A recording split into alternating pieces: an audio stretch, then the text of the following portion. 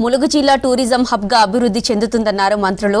Soybean, మొక్కజొన్న, పత్తి కొనుగోలులో ఏర్పడుతున్న సమస్యలను కేంద్రం దృష్టికి తీసుకెళ్లారు. ఆదాయం పెంచుకునే మార్గాలను అన్వేషించాలని ఆర్టీసీ అధికారులకు సూచించారు. ఇక ఇటీవల మరణించిన ప్రముఖ కవి అందశ్రీ కుటుంబ సభ్యుల్ని పరామర్శించారు మంత్రి వివేక్ వెంకటస్వామి.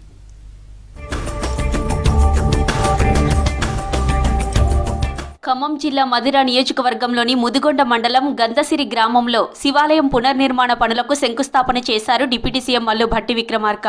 2 కోట్ల వ్యయంతో కాకతీయుల కాలం నాటి శ్రీ సుందర మౌలేశ్వర స్వామి పురాతన ఆలయ పునర్నిర్మాణ పనులు చేయనున్నారు. ఆ తర్వాత గంధసిరిలోని ప్రైవేట్ రైస్ మిల్లులో అధికారులతో రివ్యూ నిర్వహించారు భట్టి. ఇందిరా మహిళా డైరీ, విద్యాశాఖపై సమీక్ష చేశారు.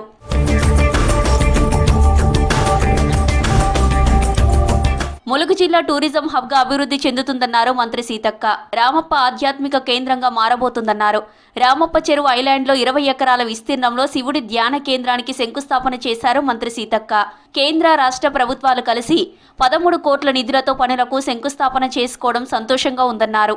మరి శివుడి విగ్రహ ప్రతిష్టాపన అంటే ఏర్పాటు కోసము ఇక్కడ మన టూరిజం డెవలప్మెంట్ తరఫున 13 కోట్ల రూపాయలను కేంద్ర ప్రభుత్వం నుంచి, రాష్ట్ర ప్రభుత్వం నుంచి శాంక్షన్ చేసుకొని మరి ఆ యొక్క నిర్మాణ కార్యక్రమాన్ని ఈరోజు ప్రారంభించడం జరిగింది.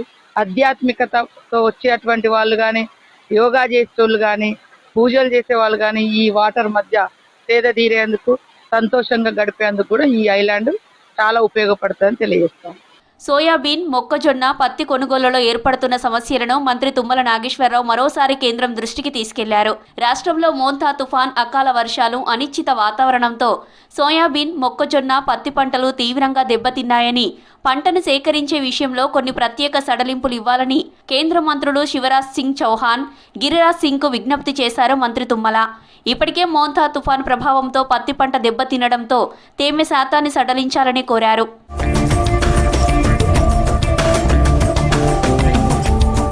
ఆదాయం పెంచుకునే మార్గాలను అన్వేషించాలని ఆర్టీసీ అధికారులకు సూచించారు రాష్ట్ర రవాణా శాఖ మంత్రి పొన్నం ప్రభాకర్.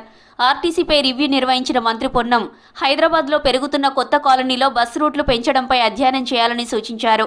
కారుణ్య స్కీమ్ కింద నియమితులైన కండక్టర్ల ప్రొవిజన్ పీరియడ్ 3 సంవత్సరాల నుండి 2 ఏళ్లకు తగ్గించే విషయాన్ని పరిశీలించాలన్నారు. సిటీలో కొత్త బస్ డిపోలకు స్థల పరిశీలన చేసి ప్రభుత్వానికి నివేదిక ఇవ్వాలని చెప్పారు. బస్ ప్రమాదాలు తగ్గించడానికి డ్రైవర్ మానిటరింగ్ సిస్టమ్ అమలు చేయాలని ఆదేశించారు. సీఎం రేవంత్ రెడ్డి ఆలోచనలకు అనుగుణంగా 4th సిటీలో బస్ టెర్మినల్ ఏర్పాటు, బస్ సౌకర్యాలపై అధ్యయనం చేయాలన్నారు. త్వరలో రాష్ట్ర వ్యాప్తంగా కండక్టర్లు, డ్రైవర్లు, ఇతర ఉద్యోగులతో జూమ్ సమావేశం నిర్వహిస్తానని చెప్పారు. మేడారం జాతరకు ప్రత్యేకంగా బస్సులు నడపడానికి ఏర్పాట్లు చేయాలన్నారు.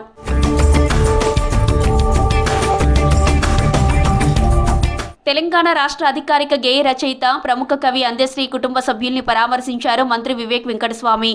ప్రభుత్వం అండగా ఉంటుందని భరోసా ఇచ్చారు. జయ జయ హే తెలంగాణ, జననీ జయ కేతరం అని పాడే ప్రతి గొంతులో అందశ్రీ ఉంటారన్నారు మంత్రి వివేక్. తెలంగాణ గుండెల్లో ఎప్పటికీ అందశ్రీ జ్ఞాపకంగా ఉండిపోతారని చెప్పారు. 20 ఏళ్ళ ఆయుష్ ఉన్నదన్నాడు.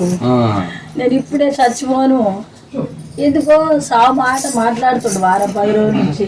ఇల్లు కట్టుకుంటున్నా, నా ఇంట్లోకి పోవాలి, నా ఇల్లు